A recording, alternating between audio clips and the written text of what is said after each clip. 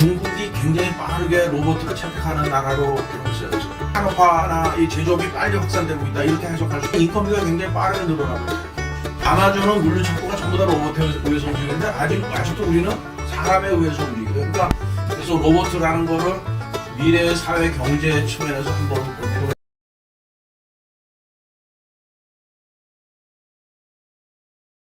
여러 가지 그 사회 경제적인 이슈들이 많이 등장을 하는데 그러나 와중에서 로봇 공학이든지 인공지능이 어떤 식으로 발전했으면 좋겠다 하는 식에 대한 바람 같은 것들을 같이 얘기를 좀 드리는 걸로 하겠습니다. 그래서 오늘 제가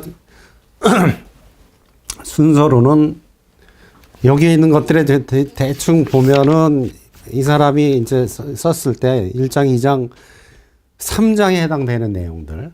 그 다음에 4장, 5장도 저도 잘 몰라요. 왜냐면은 이거는 너무, 그러니까 뇌과학하고 뭐 이런 쪽에 뭐 이런 쪽이라서 4, 5장 쪽은 스킵하고 6장 정도의 이제 이 내용들이 거의 포함되어 있는 내용들입니다. 그리고 일부 여기에 있는 그 목차에 나와 있는 제목들을 약간 집어넣은 것들이 좀 있어요.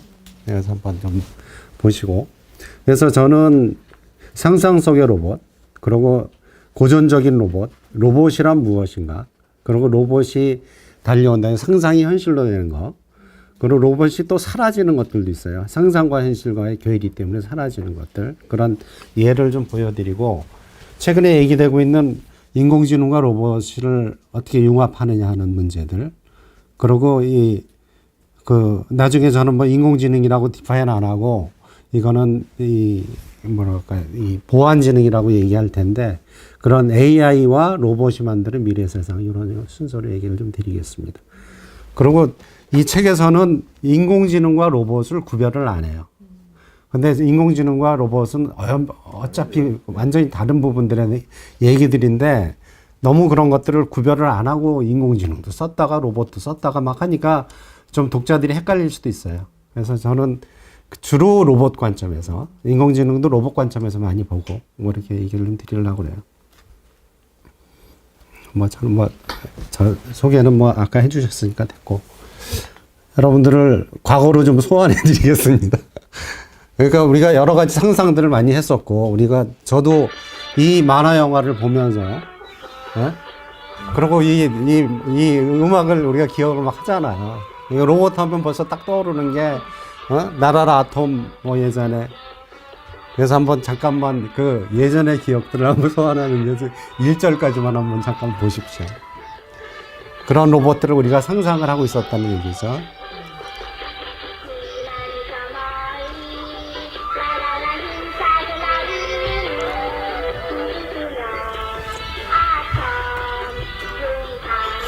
굉장히 예전에 많이 노래 따라 부르고 엄청나게 그랬어요.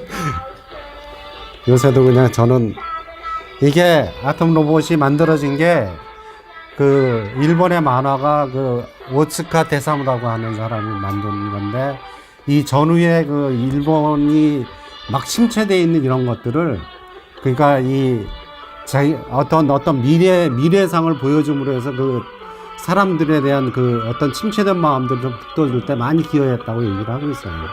그래서 일본 애들이 로봇을 거의 죽고 못 사는 것들이 오츠카 대사무의 영향들이 되게 크다고 알려져 있습니다. 이건 이제 요 놈은 일본 거고, 우리나라는 태권브이, 요거는 저는 안 하겠습니다. 그리고 우리가 상상 속에 있는 것들이 우리가 청소하는 로봇, 월리에 나오는 폐기물 막 있는 것들을 다 걷어가 청소하는 로봇, 이런 것들도 우리가 상상할 수 있고, 예전에 상상했던 것들이 로봇이 이런 것들을 하겠구나 하는 것도 상상을 했는데, 그런 것들이 이제 또 그런 거 상상을 또 하는 것도 있고, 그리고 영화 속에서도 우리가 로봇을 무지무지 봤죠. 첫 번째 로봇이 등장한 영화가 여기서도 나오는 거지만은 메트로폴리스라고 하는 영화입니다. 지금 저도 유튜브 통해서 한번 쭉 들여다 봤는데 아주 요새 복원해가지고 잘 만들었더라고요. 근데 저게 이제 노동운동가 로봇 마리아가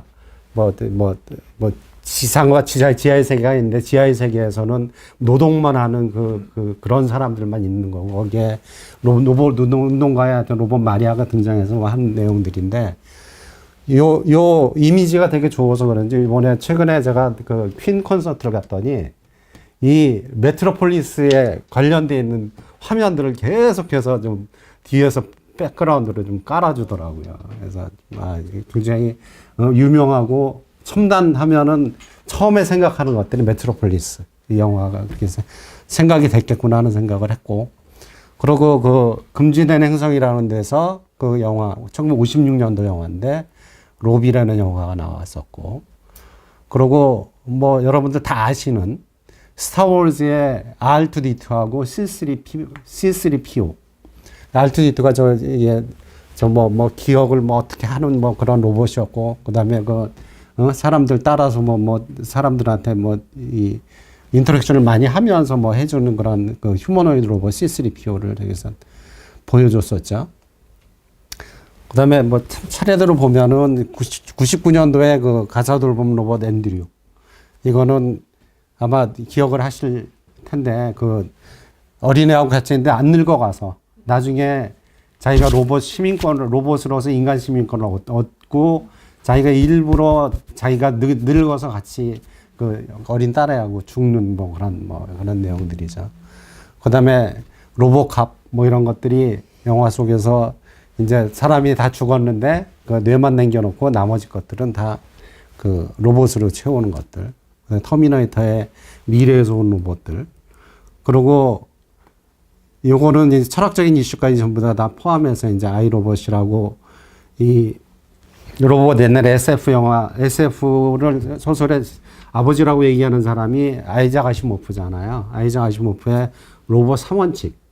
그래서 뭐 인류를 도와야 된다. 뭐 사람을 도와야 된다. 그리고 사람의 명령을 따라야 된다. 2원칙. 그다음 3원칙이 원칙이 위배되지 않는 한에는 자기를 보호해야 된다. 이렇게 얘기가 되는데, 그러니까 인류를 보호하는 명분으로 해서, 그러니까 이 2원칙인, 그러니까 사람의 명령을 안 따르는 로봇이 생겼죠.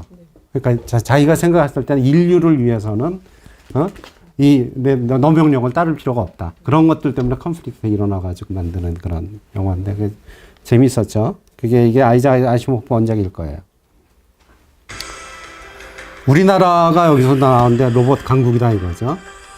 이미 1434년도에 장영실이 세종시대에 로봇을 만들었다는 거죠. 그래서 이제 로봇이 지금 동력원이 여기서는 이제 물시계죠, 실질적으로. 근데 최종적으로는 해가지고 이 인형 15장치 이걸 가지고 로봇이나 다름없다 이거죠.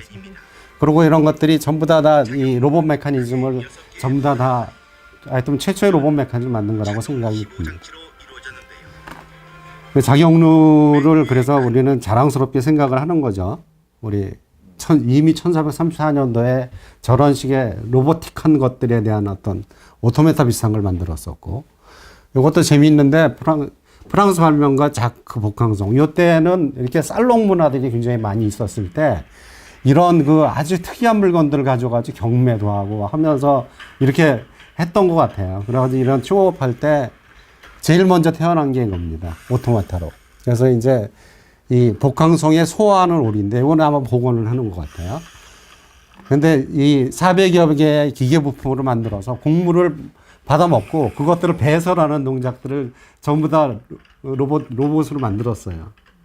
그래서 이 사람이 이것만 만든 것도 아니고 또 체스 두는 로봇도 만들었고 막 여러 가지 있었어요. 근데 오토메타 이제 효시죠.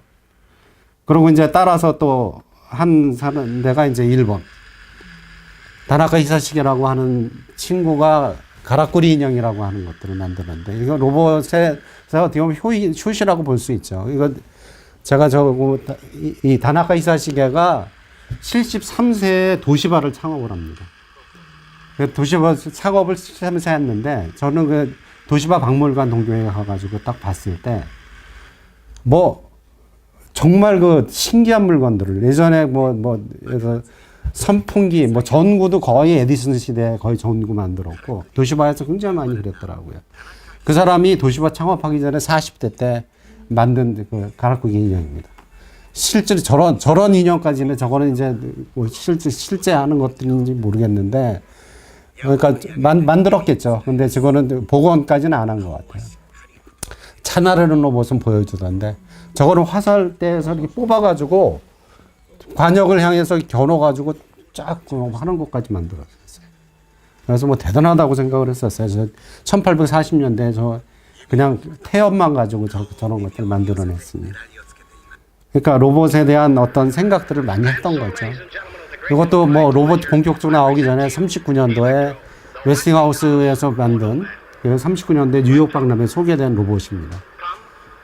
그래서 미국에서는 뭐 이렇게 뭐 지정된 동작을 그냥 수행하는 거지만 저런 로봇에 대한 꿈을 계속해서 현실화시키기 위해서 노력을 많이 했었던 것 같아요. 그래서 로봇이라는 얘기는 많이 얘기 들으셨겠지만은 1921년도에 체코 극작가 카렐 차페크가 로섬의 그 유니버셜 로봇이라는데 URU라고 얘기 많이 하는데 실제 연극 대본으로 만든 거죠. 그래서 그것들이 뭐 실제 여러 군데에서 상연도 많이 했고 근데 이거는 로봇이 나중에 반란을 일으키는 내용들이에요. 내용은. 그래서 거기에 이제 로봇타라는 말로 나와서 그게 강제 노동을 의미한답니다. 그래서 그것들이 로봇타에서 유래한 게 이제 로봇이다. 이런 얘기고. 로봇은 여러 가지, 뭐 로봇을 아까도 얘기했지만 인공지능을 로봇이라고 얘기하는 사람도 있고 여러 가지가 있어요. 근데 로봇을 정의를 보면은 저기 ISO가 인터내셔널 스탠다드 오거나이제이션입니다. 그러니까 로봇이라는 것들을 정말 그 세계적으로 공인되어 있는 표준에서 어떻게 얘기하고 있느냐. 그래서 로봇은 2개 이상의 축을 가져야 돼요. 일단은. 그러니까 움직이는 구동축이 2개 이상 가지고 있고 어느 정도의 자율성을 갖고 있는 액추에이티드 메커니즘이다. 이렇게 얘기하고 있어요. 그게 이제 로봇의 정의입니다. 그리고 뭐 그걸 그렇게 왜 액추에이션 하느냐. 그러니까 어떤 주어진 작업을 수행하기 위해서 그런 일들을 하는 것들을 로봇이라고 하여튼 정의를 하고 있습니다. 그 로봇에는 인더스트리얼 로봇하고 서비스 로봇을 이제 구분을 하는데 이것도 이제 그 IS에서 구분한 거지만 우리가 그냥 보시면은 인더스트리얼 로봇은 제조업용 로봇 이렇게 우리는 번역을 하고 있고 산업용 로봇이라고도 얘기하는 사람이 있지만은 뭐 제조업용 로봇을 하는 것들이 더 맞을 것 같아요. 그래서 산업 현장에서 생산부터 출하까지 공정 내 작업을 수행하기 위한 로봇입니다. 그래서 공장 자동화에 쓰이는 로봇들이 초반기엔 많이 있었다가 최근에는 서비스 로봇, 인간의 직접 서비스를 제공해 주는 로봇이에요. 직관적으로. 그래서 개인 서비스 로봇이 있고 거기에 전문 서비스 로봇이 있습니다. 그러니까 많은 부분들에 여러분들이 봤던 것들이 전문 서비스 로봇을 굉장히 많이 보셨을 거예요. 불특정 다수를 위해서 그 서비스 제공, 그러니까 전문화된 작업을 수행해 주는 로봇입니다. 그래서 빌딩 서비스, 뭐 의료복지, 뭐 군사, 뭐 이런 것들을 하겠죠. 또 개인 서비스는 인간 생활과 같이 하면서 개인 퍼스널하게 컨택을 계속해서 인터랙션 하면서 살아가는 로봇이에요. 이런 것들은 여러 군데서 지금 하고 있습니다. 그러니까 그래서 뭐 그렇고 로봇은 개략적으로 구성되는 것들이 그러니까 시각, 시청각, 촉각 이것들이 제일 중요한 로봇의 감각들이고 이외의 감각들을 가지고 그런데 뭐 하여튼 환경을 인지하든지 그렇게 해서 그 다음에 뭐 구동해야 되는 그런 그 에너지원이 있어야 되니까 배터리를 가지고 있고 그 다음에 무엇보다도 구동장치 주로 모터를 활용을 많이 합니다. 전기 모터를 많이 활용하고 그 다음에 사람이 친근하도록 디자인이 돼 있고 그러고 외형은 하여튼 겉이 딱딱한 요새는 뭐 소프트 로봇이라 가지고 물렁물렁한 재질의 로봇도 나오고 있지만 그것도 무엇보다도 중요한 게 두뇌. 그래서 인공지능 정보 처리 인간과의 상호작용을 담당하는 두뇌까지 포함한 것들을 이렇게 로봇은 그러니까 전형적으로 저렇게 구성이 되고 있습니다.